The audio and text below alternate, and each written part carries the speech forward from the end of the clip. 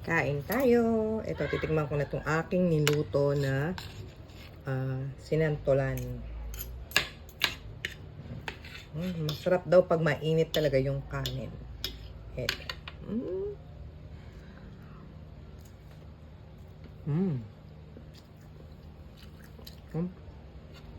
Masarap.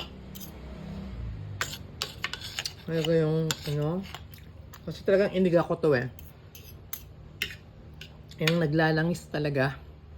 Para yung lasa nung, parang nung gata. Yung parang may lasang latik, manamis-namis siya. Tapos maanghang. Tapos konting asim nung santol. Nako, ang perfect. Ang sarap. Kain tayo.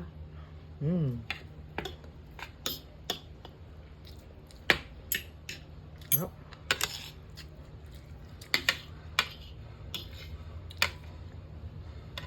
Sakto lang yung anghang.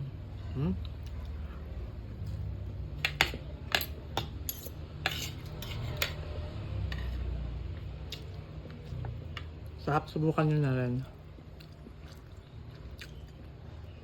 Thank you for watching and don't forget to follow, like, and share. Bye!